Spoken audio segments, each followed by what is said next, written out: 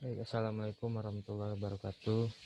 Perkenalkan, nama saya Raza Alfiasa, NIM 18043077. Baik, di sini saya akan menampilkan webinar presentasi mengenai tugas minggu ke-12 mata kuliah Sistem Informasi Manajemen. Baik, langsung saja masuk ke soalan pertama. Explain why it is important to capture and manage knowledge. Jadi salah satu tujuan utama manajemen pengetahuan ialah menggunakan praktik dan teknologi perusahaan untuk meningkatkan pengetahuan perusahaan. Ada 5 alasan mengapa pentingnya knowledge management ini. Yang pertama yaitu mempercepat akses informasi dan pengetahuan. Manajemen pengetahuan memudahkan untuk menemukan informasi atau orang yang memegang informasi yang Anda butuhkan. Hal ini meningkatkan efisiensi dan produktivitas. Yang kedua, perbaiki proses pengambilan keputusan. Karyawan dapat meningkatkan kualitas dan kecepatan pengambilan keputusan dengan mengakses pengetahuan seluruh organisasi saat mereka membutuhkannya. Yang ketiga, mempromosikan inovasi dan perubahan budaya. Mengaktifkan dan mendorong berbagai ide, kolaborasi, dan akses ke informasi terbaru. Manajemen pengetahuan memungkinkan individu untuk merangsang inovasi dan perubahan budaya yang diperlukan untuk mengembangkan organisasi dan memenuhi kebutuhan bisnis yang terus berubah. Yang keempat, meningkatkan efisiensi unit operasi dan proses bisnis organisasi. Dengan akses yang lebih cepat ke informasi dan sumber daya di seluruh organisasi, para pekerja pengetahuan dapat bekerja dengan cepat. Yang terakhir, yang kelima, yaitu tingkatkan kepuasan pelanggan. Soalan kedua, compare and contrast tacit knowledge and explicit knowledge. Jadi tacit knowledge ini merupakan pengetahuan yang terdapat di dalam otak atau pikiran seseorang, sesuai dengan pemahaman dan pengalaman orang itu sendiri. Biasanya pengetahuan ini tidak terstruktur dan susah untuk didefinisikan dan diberitahukan dengan bahasa yang formal kepada orang lain, dan isinya pun mencakup pemahaman pribadi. Pengetahuan ini umumnya belum terdokumentasi karena pengetahuan ini masih terdapat di dalam pikiran seseorang.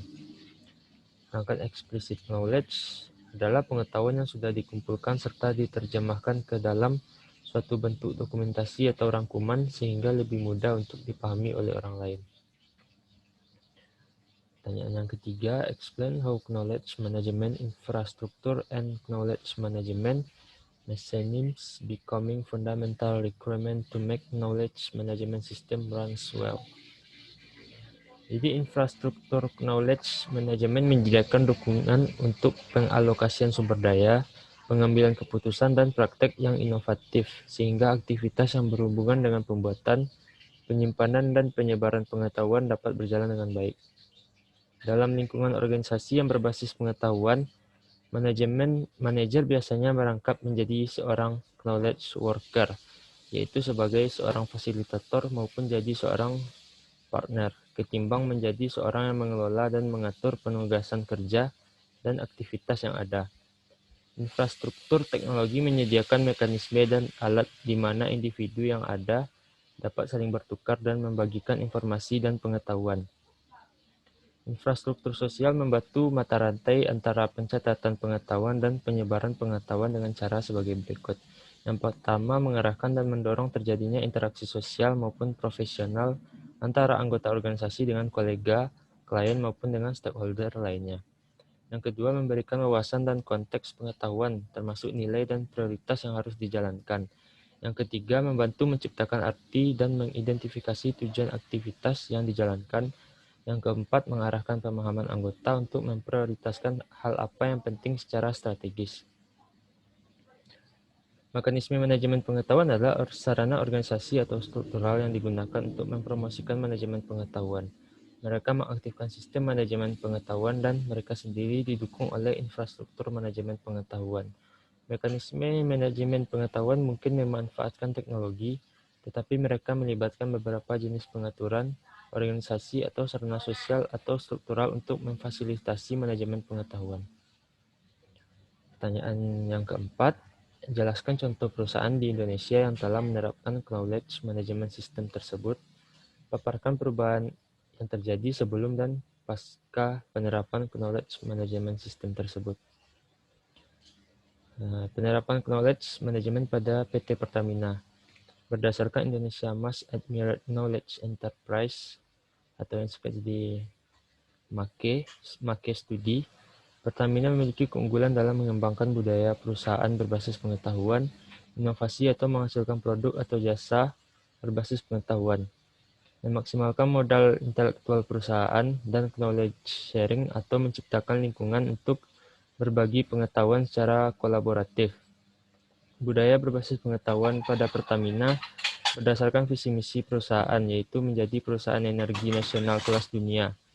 Untuk mengembangkan energi selain minyak dan gas, Pertamina harus memiliki pengetahuan terlebih dahulu mengenai energi lain seperti energi panas bumi, coal bed metan, sehingga knowledge management memainkan peran penting. Knowledge management pertama kali diterapkan Pertamina pada tahun 2008 yang dikelola oleh tim Knowledge Management Pertamina atau yang disingkat dengan KOMET, dengan bertumpu pada 4 komponen yang berperan dalam strategi perubahan, yaitu pedoman, infrastruktur, people, dan kepemimpinan. Pertamina menciptakan sistem pengelolaan program inovasi melalui kegiatan Continuous Improvement Program atau yang disingkat dengan CIP dengan menerapkan prinsip Delta, 8 langkah, 7 alat, dan PDCA. Pengelolaan CIP dilakukan oleh person in charge dengan kegiatannya yang terdiri dari pelatihan CIP, rencana pelaksanaan forum presentasi, hingga pelaksanaan audit CIP. Pada setiap tahunnya, Pertamina mengadakan forum inovasi sebagai puncak pelaksanaan forum prestasi CIP di seluruh unit atau region anak perusahaan. Pertamina mendefinisikan modal intelektual dalam 3 kategori. Yang pertama, human capital dengan melakukan evaluasi dan monitoring melalui talent pool serta diskusi melalui community of practice. Kedua, enterprise capital melalui sistem tata kerja, sistem manajemen, haki, dan pengelolaan aset pengetahuan.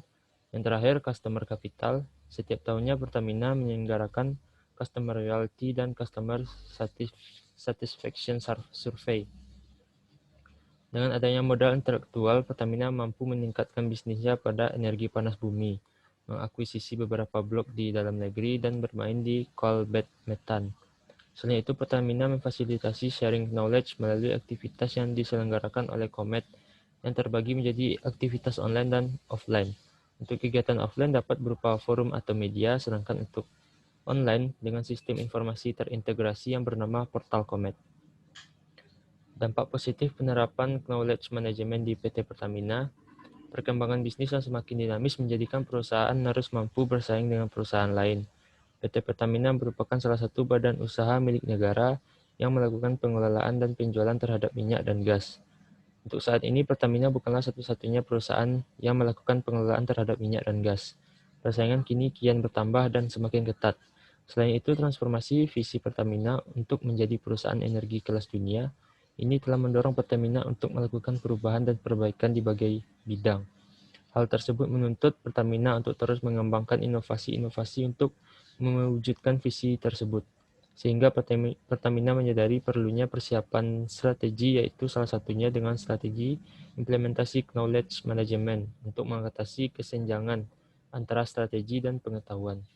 Adanya KOMET atau Knowledge Management Pertamina memberikan dampak positif bagi karyawan maupun organisasi. Terbukti, Knowledge Management memberikan pencapaian semakin meningkat setiap tahunnya. Baik, selanjutnya saya akan menjelaskan tentang kasus Sargent dan Lundy Learns to Manage Employee Knowledge dalam buku Laudan halaman 475 dari 660 halaman. Pertanyaan pertama, how his knowledge management relate to Sargent and Lundy's business model? Jadi manajemen pengetahuan terkait dengan model bisnis Sargent dan Lundy karena mereka menyediakan layanan teknik, manajemen proyek, dan konsultasi yang komprehensif untuk pembangkit listrik dan transmisi daya yang kompleks.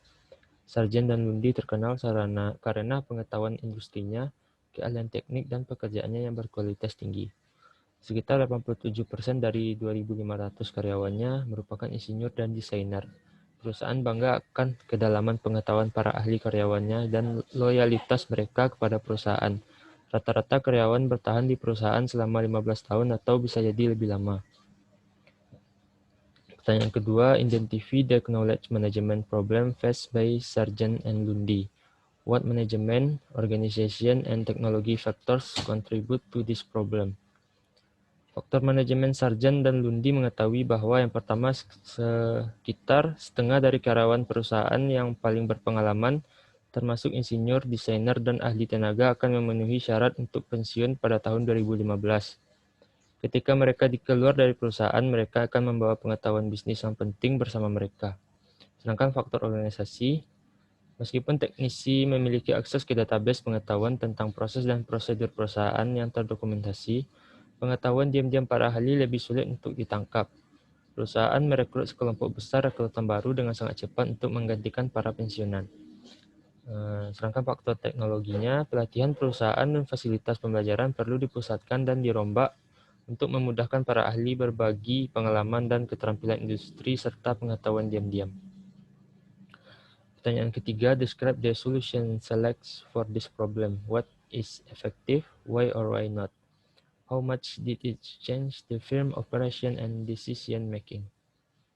Menurut pendapat saya, solusi yang dipilih perusahaan efektif. Perusahaan memutuskan untuk mengubah model pembelajarannya dan menerapkan platform manajemen bakat baru berdasarkan sistem manajemen pembelajaran Success Factor.